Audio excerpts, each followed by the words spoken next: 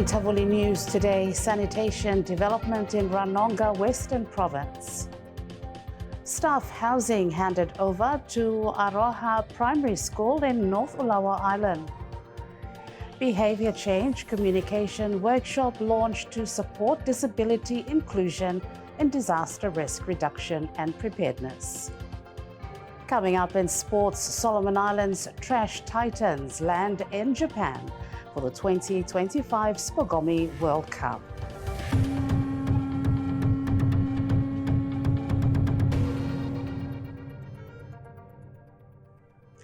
Hello and welcome. I'm Lisa Ossifello. First up in the Bulletin, the Solomon Islands government has officially launched its new border management system, Immigration Strategic Plan 2025 to 2035, and the immigration website. At a ceremony in Honiara today, representatives from the Papua New Guinea Immigration and Citizenship Service Authority, the Australian Department of Home Affairs and the Solomon Islands government gathered in Honiara today, Tuesday, to celebrate this landmark occasion.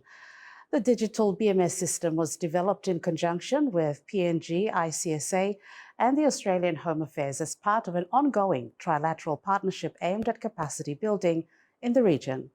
The Papua New Guinea Immigration and Citizenship Service Authority, together with the Australian government, has worked since 2024 to support the Solomon Islands Immigration Division with the procurement and implementation of the border management system. The immigration's 10-year strategic plan and new immigration website are expected to support ongoing border management reforms. Many communities in Solomon Islands continue to face challenges in accessing proper sanitation facilities. Traditional ways of living and long-held mindsets remain amongst the key barriers to improving hygiene and sanitation standards. Today marks a major development breakthrough for several communities in Ronoga, Western Province. With support from DFAT and UNICEF under the Ministry of Health and Medical Services, 3 communities in Babahia have successfully established proper sanitation and hygiene facilities, now accessible to local families. The first community visit was New Bare, a joint ceremony between villages of Retona and Babahia, which now have full access to proper sanitation facilities. We're trying to implement not implement, but we are trying to enforce the healthy island setting approach for the community. We see that as one of the platforms that we launched this preventive program for the province. It's been around for a while, some years back, but it was never supported. It was really, So I'm thanking you for too much the community. You will accept this program. Or the big man blame no nera to come or happy to much for witnessing now. This will project I'm campaign with celebration room today, but on behalf of Mifala Health Services, we feel happy too that we are looking Mifala. The team also visited the second community in Ronoga, including Central Buri and Loga, where they witnessed the milestone achievement of improved sanitation access throughout the community. Me looking lo past him but have a hard life when me fala mata.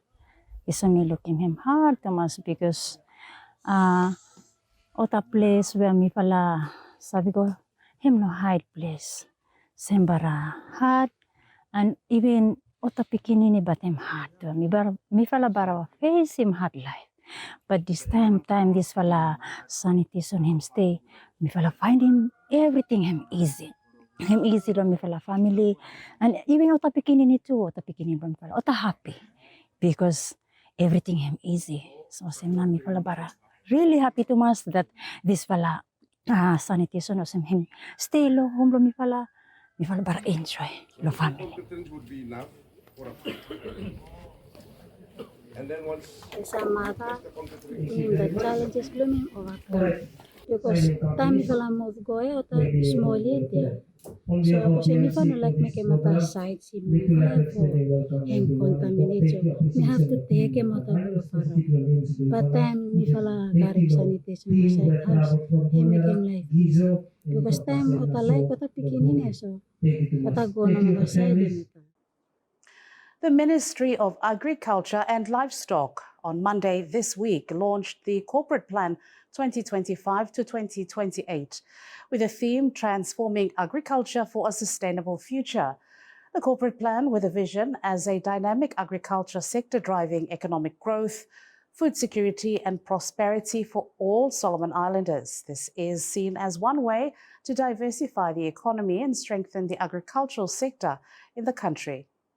The most recent one, mi falagarem hem expire last year, December last year. So mi fala produce him na this fala new one. Now corporate plan hem provide him now policy guidelines and establishment of ministry plus him work plans and resources where ministry hem need him. Hem also outline him now the general direction where ministry bahe mi take him in order for achieve him na o kata priority policy blo government of the day. Now government of the day lo this fala time hem na government blo national unity and transformation GNAT in short where two fala na overarching policies at garen for yumi lo agriculture for country. One fala for yumi make agriculture attractive and second one yumi like for make agriculture and become not just backbone but economic backbone blo Solomon Islands. Yumi everyone sabe that forestry sector blame him decline at this point of time. And the next major revenue contributor blame him na mining sector where what a projecting for by I think about 49 to 51% contribution lo GDP blame. So you may like for also diversify na economic base block country by strengthening na agriculture sector blame. There are so many activities where agriculture sector hem is coming lo hem. For example, livestock, crops, fruit trees, agribusiness, and supporting services and infrastructure. All same. So hemna all of these things hemi accommodated for under the corporate plan where we launch him this year. The first phase of geotechnical work has begun in the far east of Vanikoro Island in Te Motu Province, paving the way for a new greenfield airport. The project is part of the government's National Transport Plan 2017 to 2036, aimed at improving connectivity across the Eastern Solomons.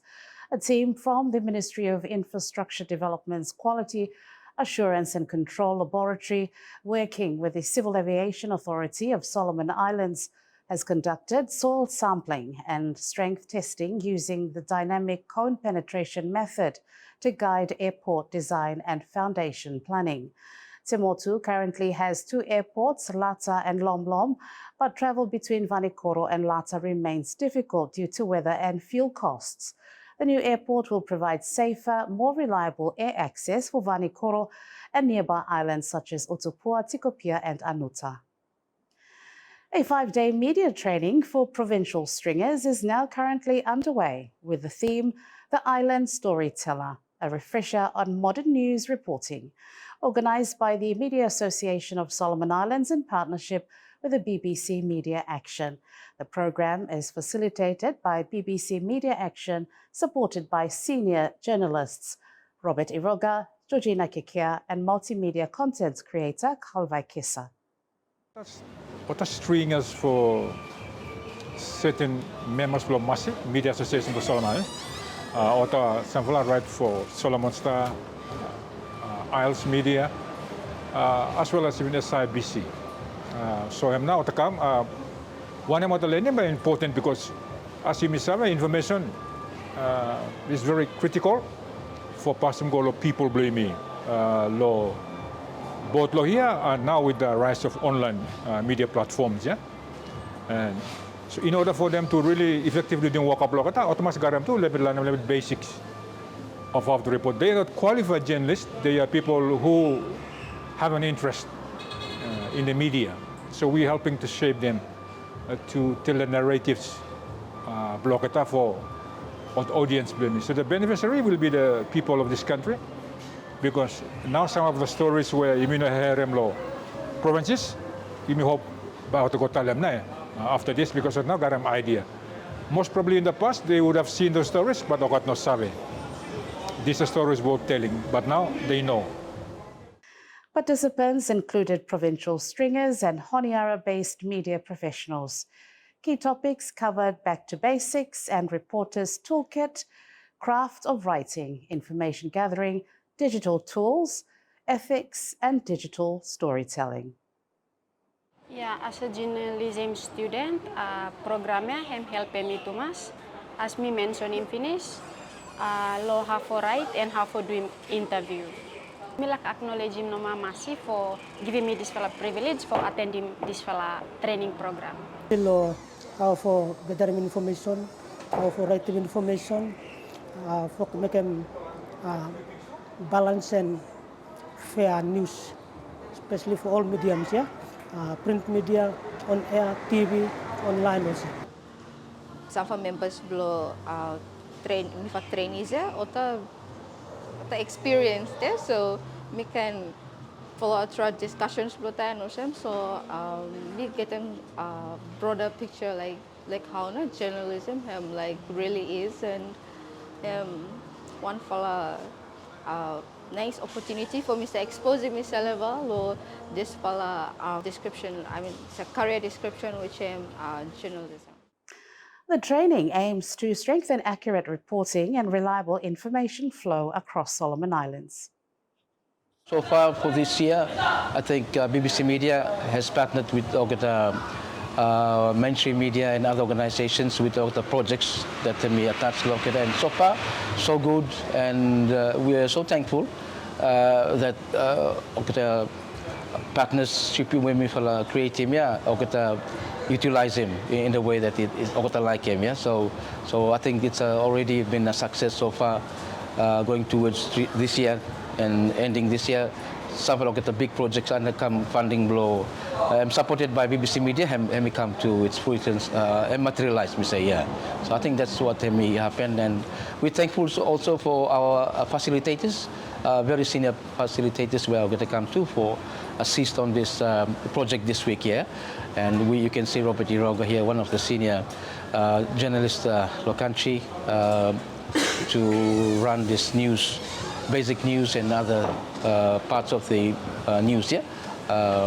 And also we also include multimedia sessions in Sablo here. So we have one of our experts to the country, Carl Vaikesa, and also been part of the program as well, this workshop. The North Ulawa Ward Development Committee in Makira Ulawa Province has officially handed over a newly completed 2-bedroom staff house to Aroaha Primary School. The project was funded through the Makira and Ulawa Province Ward grants with an estimated value of $70,000. A small informal ceremony was held today at the school site, attended by students, staff and community members. This support is regarded as a timely intervention for the community, providing enhanced facilities that will better serve the needs of both the community, staff and the school. It will provide comfort, security, and motivation for our staff, enabling them to better serve the needs of our people. This project shows the World Development Fund, when properly managed and guided by clear priorities, can truly bring development to our doorsteps. Let this achievement encourage us to continue working together, government, community, and partners, to ensure that every dollar invested brings real and lasting benefit to our people. The new 2-bedroom staff house is a successful project that will help alleviate several challenges faced by the school staff. By me fala, ota parents me fala by waka, me fala by doing ko katem seko palm and bamboo, everything for repair house, staff house. This time, ose me para happy to mas, where you fala help me fala, hem lepet stop me fala for no waka hard too much. So this time me say me bara happy too much lo if I'll help me fala the parents. Is lo school for me fala and him no more only one fala staff house where you fala help me fala lo school belum mi fala lo Aroaha school. So hem no mami para really happy to mas where you fala helping me fala. Hem no ma, thank you. Messaging and creativity are very important in advocacy. For people with disabilities, these tools are especially important and can be explored through multimedia platforms. Today, Tuesday, a behavioral change communication planning workshop is being held to support advocacy for disability inclusion in disaster risk reduction and resilience. With support from ABC International Development and in partnership with Oxfam as part of the Australian Humanitarian Partnership and the National Disability Forum, Solomon Islands, this workshop is helping to build stronger advocacy skills.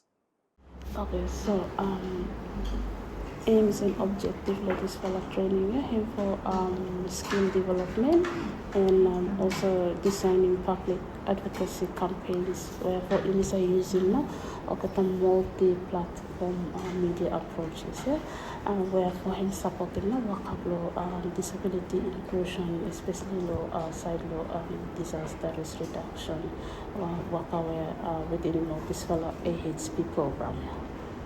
So I think the thing is for in the survey that him important too for side law understanding, understand this law side law context of in terms of challenges and also how the in survey work within the audience and some of the strategies around key messages and also creating of some of the messages where for him helping work out disability inclusion in terms of disaster risk reduction for in giving out within inside law country me and for supporting work out with the partners where able for helping with the tool for in terms of side law the work that they are doing around disaster risk reduction or disaster ready program organizations. This is the first time a training like this has been held for partners and friends of the National Disability Forum Solomon Islands. How now by you reach him or the information him like him for pass him or the communities, especially or the disability. Sometimes you may look over more the people are very important that or the part of family or the part of community. So what me come in very important. Sometimes or the information you may like for pass him, like for custom garden. Me feel like regime no the farmers but me feel a lot of provinces. Well, training I think very helpful. Me feel especially blind and visually impaired. I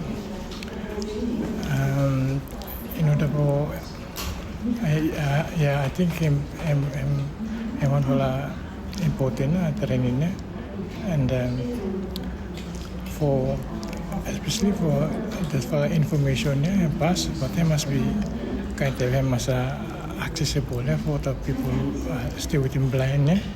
Must access information. Like sometimes you may like him now the kakalos do if disaster happen, but custom garden like for making chips and cassava flour, banana flour, in order that to prepare for that transition that happen. So training, I think by me go back and share him too. What now me learn him today with him. Some member belum kalau blind and visually impaired. So that sabe tu na lo kind lo about him na just training ini. And moving on now to regional news, a second Fijian Deputy Prime Minister has been charged with corruption-related offences and is expected to resign from cabinet. Local media in Fiji are reporting. Biman Prasad, who is also in charge of government finances, has reportedly informed Prime Minister Sitiveni Rabuka of his intention to step down on Tuesday after being charged by the country's anti-corruption office. The Fiji Independent Commission Against Corruption, FICAC, has not released any details on the charges, but the state broadcaster FBC is reporting that Prasad was charged with allegedly failing to declare his directorship in hotel ventures as required under the Political Parties Act. Vanuatu's Environment Minister Ralph Regenvanu says he is tired of the country being used as a dumping ground for second-hand vehicles. He supports new laws enforcing strict emission standards to curb pollution and vehicle non-compliance. Regenvanu said many used cars, like old Hyundai buses, often break down due to poor standards and missing parts. Vanuatu's parliament has now passed the new motor vehicle standards. Stay with us. Coming up next is sports.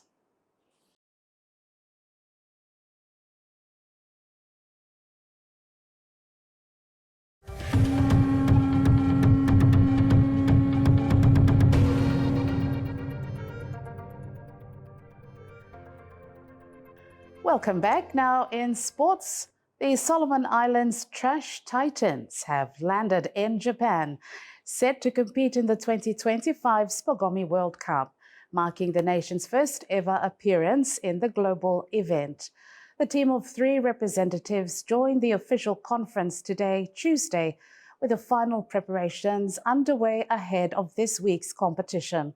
The SPOGOMI World Cup combines sport and sustainability, challenging teams from around the world to collect and sort litter within a set time, turning environmental cleanup into an exciting team competition. Okay, yes, on behalf of Team Solomon Noma, where we can represent the country Blimilo, Japan, SPOGOMI World Cup 2025. I really feel happy and I really feel blessed for this opportunity where we can come far this way, this country for representing not just me but for country Blimi. And to my family, friends, thank you for your support back home. And we wish us luck on tomorrow's game. And if I really hope that Pamifala can play that we can move back all the country Pamifala. And if we can manage to win in this competition, but it's a win for us that we are here in Japan. Thank you. And that concludes our Tavuli News Bulletin for today. For any comments, feedback, or you have a story you wish to share, send us an email. That's newsdesk@tavulinews.com.sb. I'm Lisa Osifellow. Thanks for watching.